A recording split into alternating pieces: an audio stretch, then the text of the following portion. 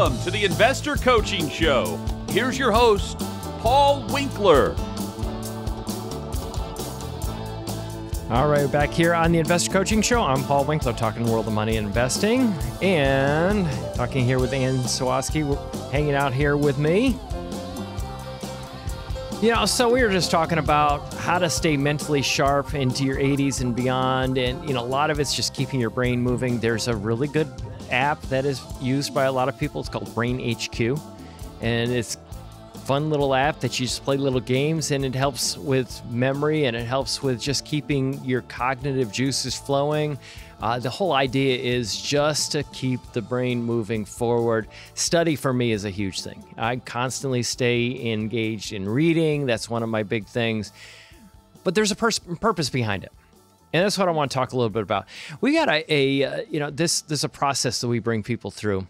And I don't talk about this a whole lot, but I think we ought to talk about it more because I think it's really become popular. And I know you're like a huge proponent of the American Dream experience that we bring people through. And I love what you say is, you're like, this is something that you've had people go through and they can't wait to go. They tell friends about it, and then the friends are so fired up about it that they can't wait to go as well. But talk a little bit about, your experience of that and what it is. Well, the American Dream experience it's the only transformational financial workshop in the world. It is only one. It is literally, it is the only thing out there. And it's something that we have done, we've been working on for quite a long time, but it's an event, a 2-day event, and you're literally getting into your finances because people spend lots of time planning their vacations, but they literally spend almost no time planning the biggest vacation that they'll ever have, which is their retirement. Right. But also, they don't really think about it. So often I find that people don't save enough for retirement. They're stressed about it. Mm-hmm. They're worried about money. They're not only worried about how do you invest and all that stuff. That's important. Mm-hmm. But they're also worried about finances because there is a lot to worry about. Well, when it comes down to it, because the news cycle is constantly making us nervous. But they're also worried that they're not going to have enough. And much of it has to do is because they don't really know how to handle their finances. Well, and they don't take time. And I think that average person goes through life reacting. So reacting to your situation around you, and not looking at, okay, this is my plan for my life. This is my purpose. Mm-hmm. This is what I want my life to be like. And how do I get there? And if you look at it from the basically future, stuff happens to them and then they figure out what to do. Oh my goodness, this just happened to me. Now what do I do? Versus going, no, I'm going to have a game plan. Right. And, for sure. I mean, if you don't plan, it's like trying to get to LA from New York and you don't have a route.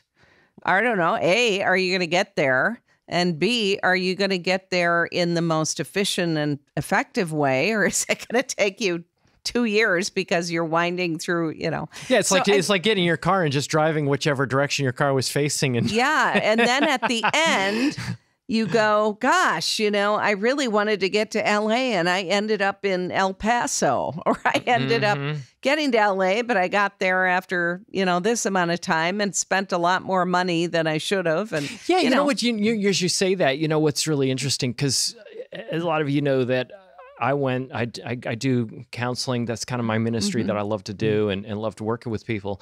And what I typically find with people is, I tell them, history doesn't repeat, but it rhymes. So what we have a tendency to do is we do whatever our parents did. Right. And maybe you don't necessarily want what your parents got. Right. Maybe you want something different, and that takes a little bit of planning, because what we have a tendency to do, we were just talking about neurons just a second ago, but we have these things called mirror neurons, which is we tend to imitate behavior. How my marriage looks is how my parents' marriage looked, just because well, this is how you do this is how you raise kids. This is how you discipline kids. This is what kids are supposed to do. This is what you're supposed to do. This is when you're supposed to retire. This is when you're supposed to take Social Security. This is how you invest your money. And, matter of fact, it reminds me when I just said that statement, there was a person that I know that whose mother is ailing, and because his mother managed money a certain way, he almost feels like he's got to continue to do the same exact thing that she did. That's true. And the money management is really, really poor, actually. Right. And, actually, I can think of a couple that I know that are like that. Is the mother invested in real estate, so now that's what they're doing. Now, I think that's putting all your eggs in one basket, frankly. And it's for some people it may be great, but for a lot of people that is not what you want to do because that's not your skill set. Right. And also the real estate business is a very different thing than it used to be. Right. The level of competition but I mean, now, for I guess the point is that we see things or are brought up in a certain way, and we think because that's our deterministic screen, that's the way we look at life. Term for it. Yeah. That's the way we look at life. Yeah, so the lens that you look at life through. Yeah. So we don't always even see that if I take off that lens, I have a whole world. The way I like to explain that is if you think about well, I'm thinking about virtual reality as you're saying that. I'm looking that's at. A great. When you say that, it's like what is on your screen. Yeah, but I think about, and it may not have been put there by you. You didn't determine what was in the goggles. Well, right? I mean, you think about a fish underwater. The fish sees, I don't know, whatever's underwater, other fish, some water, some coral, whatever. Yeah, they have no idea there's something above the water. Right. So if they jump out of the water, they're going to go, whoa. Hopefully they don't stay out of there, but because it's not going to last long. But I mean, that's a classic example of seeing through a certain screen, and we all have our screens. And one of the exercises that you do in the American Dream Experience is try to look at money demons, things that didn't work in the past for you. Yeah, things that we're worried about, we're nervous about, and we don't really examine it. And maybe even how was I brought up? I always up? love that exercise, yeah. Yeah, I mean, it's a great tool to Well, it was look the exercise that actually led to this radio show. It was literally the reason that this radio show exists is I went through that exercise. Oh, really? Yeah, years ago. Okay. And my belief was that the investment industry, once they learn some of the things that I teach here, that I've been teaching for over 20 years on this show, that they would change their ways and they would make mincemeat out of little Paul in Goodlettsville, Tennessee. Because that was my only office. Yeah. I was in a 566 square foot office. And I had a friend of mine. He just set me straight. Brought me through that exercise, actually. And he brought me through the exercise and he said, here is what you believe.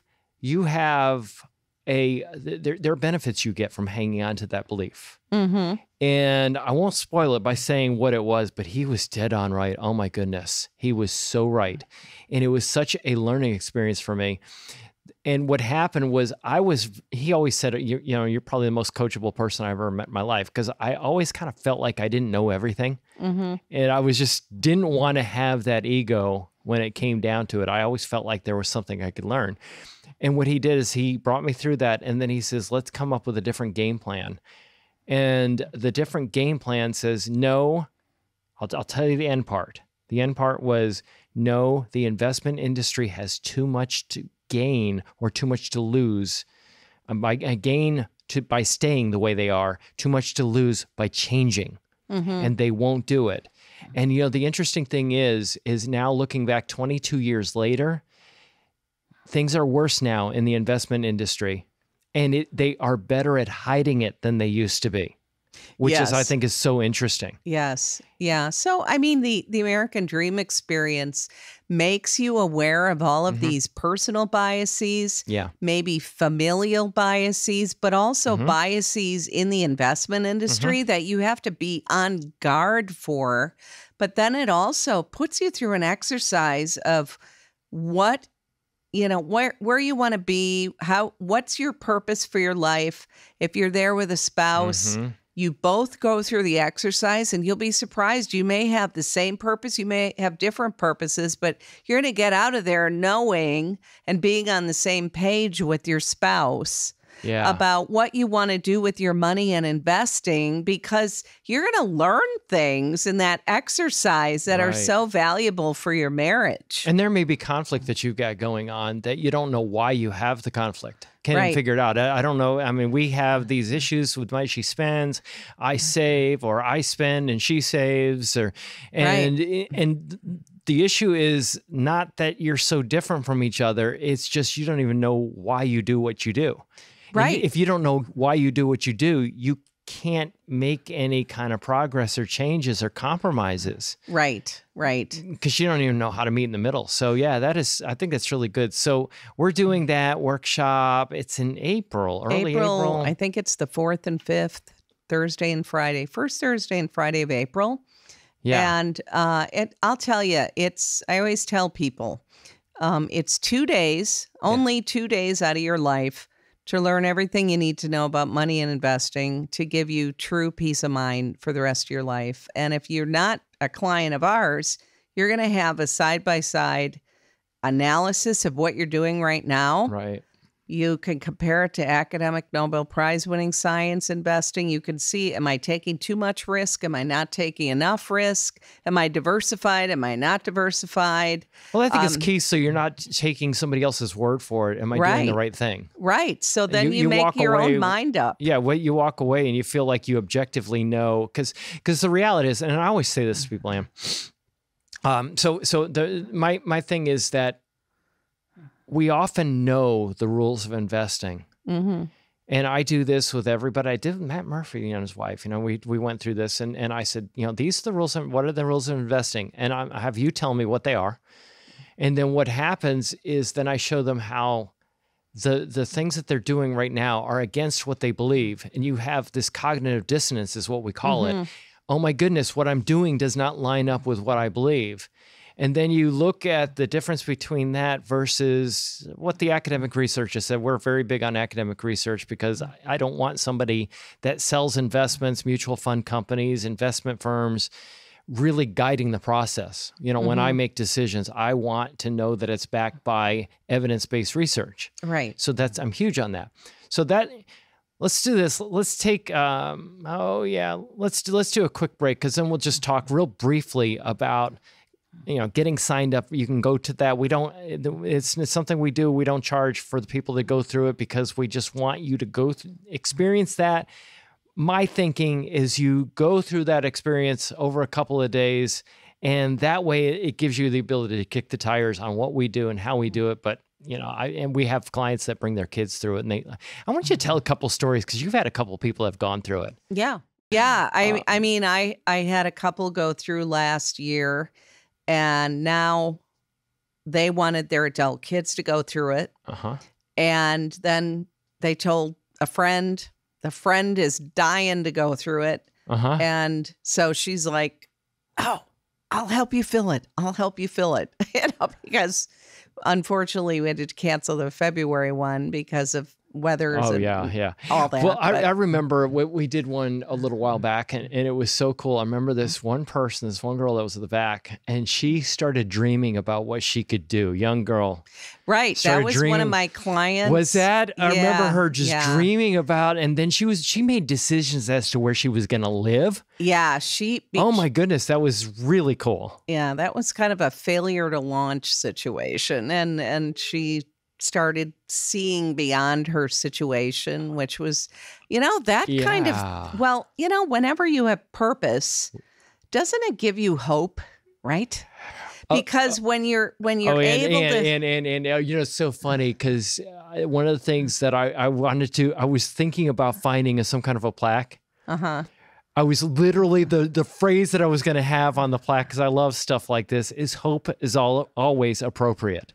Right. Because you think about that when we're encouraging somebody, we're giving them hope, when we're walking people through something that's difficult and they don't know what to do, and you're giving and you're encouraging them that they can do more than they think they can do. Right. It's always appropriate. So it's funny you say that. That just hit me when you made that comment. So to me, I find that very exciting when we can actually help people see beyond what they're not able to see on their own and come up with a plan so they can have hope and they can achieve this thing. And, because I think the worst thing you want to do is whenever the end of your life is, get to the end and go, oh my gosh, I made millions of dollars and I didn't really do anything. Nothing to show for it. Yeah. What I didn't accomplish anything I really wanted to accomplish. And that's not a place we want our clients to be. I'll tell you that. Yeah, that reminds me of Eric Erickson, was the psychologist that had these 8 stages of life. Yeah. And the 8th stage of life was integrity versus despair. Right. Right. We go through life and we go walking through and not really thinking about it or planning, and you can end up in that situation. So I think that's really, really appropriate. Yeah. So I think it's just and I always tell people it's a problem solving 2 days. It's hands-on. So we try to find areas that you feel you have doubts, you have questions, hasn't worked for you in the past. What can we do to fix it? It's very hands-on. It's not just some boring thing you sit through. So the way to check that out, we have on our website, paulwinkler.com. You can go there and then look into that. Then get in contact with us and say, hey, that's something I'm interested in checking out. And it's a fun couple of day event. Like I said, it's we're holding that in Murfreesboro. In Murfreesboro's one. Is that the next one? Is it going to be Murfreesboro? Yes. Yeah. And you know what? If you're already a client, talk to your advisor because they can sign you up. If you're not a client, you can click through on the website or give us a ring and sign up that way, and then we'll get you an advisor to work with at the event. So it's interesting you say that, Ann, because years ago when I first started the company, I actually had a lot of time on my hands. Because you're starting a business and you got lots of time and you're trying to get things going. And I would bring a lot of these exercises that we're doing at this. And this is not run by me. We have people in the firm, Ira and Evan, and there's another guy that comes in and helps us out with that. But basically, these are exercises that I have walked people through for years. In my early days of starting the company, I would run people through this, and I would charge $550 a quarter. No joke. Yeah. And I would not even take somebody on as a client unless they went through this. It was highly inefficient because I was doing it all one-on-one with people. Yeah. It was really inefficient. But what I found with that was I had people that went through that process that became just absolute advocates for what we do and life-changing things. And I'm hesitating because I want to tell stories, but I don't have the permission to tell the stories on things that I had seen. I ought to get people's permission to tell some of these stories because I remember one guy that was in a business. I'm just going to say a business, be very, very broad, miserable.